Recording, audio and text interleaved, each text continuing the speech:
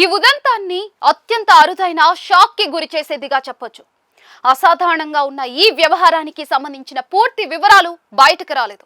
ఈ కేసులోని సున్నిత అంశాలు పెద్ద ఎత్తున ఉండటంతో మొత్తం వివరాలు వెల్లడించకపోవడం కూడా కొద్దిపాటి కన్ఫ్యూజన్ కు గురి చేసేలా ఉంది. ఏమైనా కూడా ఇటీవల కాలంలో ఈ తరహా నేరాన్ని మాత్రం విన్నదే కాదు, చూసింది లేదు కూడా. ఇంతకు అసలేం జరిగిందంటే, మహారాష్ట్రలోని నాసిక్లోని ఒక బహుళ జాతి ఐటీ కంపెనీకి చెందిన 6 టీం లీడర్లను పోలీసులు అరెస్ట్ చేశారు.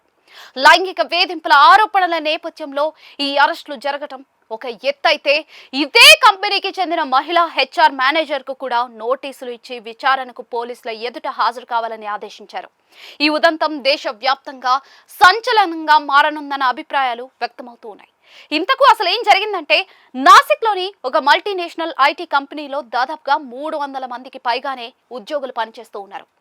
తాజాగా 8 మంది మహిళా ఉద్యోగులు పోలీసులకు ఇచ్చిన ఫిర్యాదు షాక్ ఇచ్చేలా ఉండటమే కాదు, సంచలనంగా మారింది కూడా.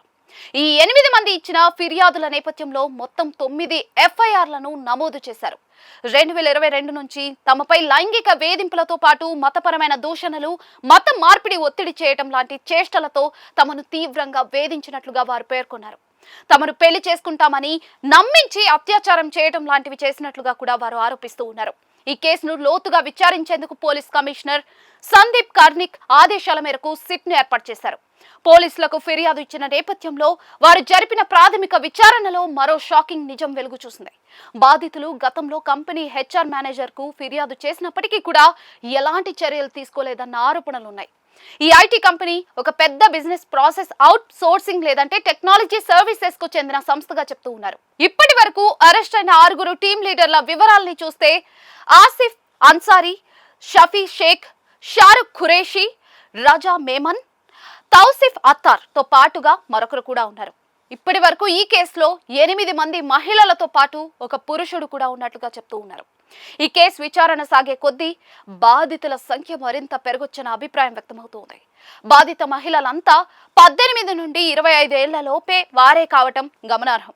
పని ప్రదేశంలో మహిళలపై లైంగిక వేధింపుల నిరోధ చట్టం 2013 కింద బాధితులు ఫిర్యాదు చేసినా కూడా కంపెనీ హెచ్ఆర్ మేనేజర్ పట్టించుకోలేదన్న ఆరోపణలున్నాయి. బాధితుల ఫిర్యాదులో తమపై అనుచిత శారీరక వేధింపులు జరిగినట్లుగా వారు వెల్లడించారు. తమ శరీరం, దుస్తుల గురించి అభ్యంతరకర వ్యాఖ్యలు చేసేవారని పేర్కొన్నారు. అదే పనిగా తమ మతాన్ని లక్ష్యంగా చేసుకుని పదే పదే దూషించేవారని కూడా బాధితులు వెల్లడించడం షాక్ కి గురి చేసేలా మారింది. ఇప్పుడు అన్నిటికంటే షాకింగ్ ఏమిటంటే, ఒక మల్టీనేషనల్ ఐటీ కంపెనీలో 6 టీం లీడర్లు, హెచ్ఆర్ మేనేజర్ మొత్తం ఒకే వర్గానికి చెందిన వారు కావటం, బాధితులంతా మరో వర్గానికి చెందిన వారు కావటం విస్మయానికి గురి చేస్తోంది. ఈ నేపథ్యంలో అసలు కంపెనీ రిక్రూట్మెంట్ ప్రాసెస్ ఏంటి? ఇలా ఒకే వర్గానికి చెందిన 6 టీం లీడర్లు ఎలా అయ్యారు?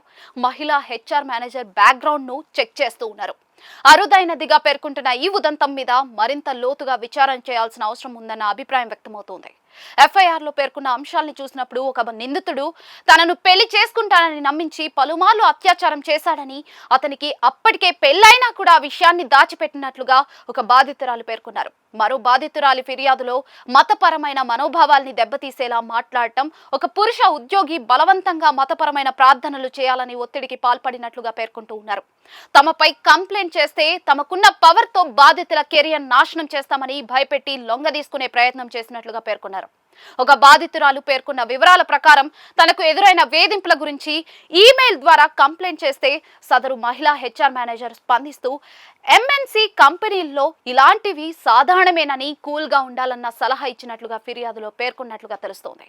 సంచలనంగా మారిన ఈ ఉదంతంలో భారత శిక్షా స్మృతి సెక్షన్ 295A కు సమానంగా ఉన్న ప్రస్తుత భారతీయ న్యాయ సంహితలోని సెక్షన్లలో కేసు నమోదు చేసినట్లుగా చెప్తూ ఉన్నారు. ఇంతకు సెక్షన్ 295A ఏం చెబుతుంది అన్నది చూస్తే, ఏదైనా ఒక వర్గం లేదా సమూహం యొక్క మతపరమైన నమ్మకాలను, వారి మతాన్ని లేదా దేవుళ్లను ఉద్దేశపూర్వకంగా అవమానించడం లేదా కించపరచడం ద్వారా ఆ వర్గం వారి మనోభావాలను దెబ్బతీసే చర్యలను ఇది శిక్షిస్తుంది అని చెప్తూ ఉంది. ఈ సెక్షన్ కింద కేసు నమోదై న్యాయ విచారణలో ఆరోపణలు నిజమని తేలితే నిందితులకు 3 ఏళ్ల వరకు జైలు శిక్ష పడుతుందని చెప్తూ ఉన్నారు. ఈ కేసుకు సంబంధించి స్థానిక కోర్టు నిందితుల్లో ఐదుగురిని విచారించి వారిని ఏప్రిల్ 10 వరకు పోలీస్ కస్టడీకి అప్పగిస్తూ ఉత్తర్వులు జారీ చేసింది. పెళ్లి చేసుకుంటానని మోసం చేసిన ఆరోపణలు ఉన్న ప్రధాన నిందితుడు మాత్రం జ్యుడిషియల్ కస్టడీలో ఉన్నాడు. నాసిక్లోని సెంట్రల్ జైల్లో ఉన్నాడు. ఆరోపణలు ఎదుర్కొంటున్న మహిళా హెచ్ఆర్ మేనేజర్ ను పోలీసుల విచారణకు హాజరు కావాలని ఆదేశాలు జారీ చేశారు. ఆరోపణలకు తగ్గట్లుగా ఆధారాలు లభిస్తే ఆమెను కూడా కోర్టులో ప్రవేశపెట్టే అవకాశం ఉందని చెప్తూ ఉన్నారు.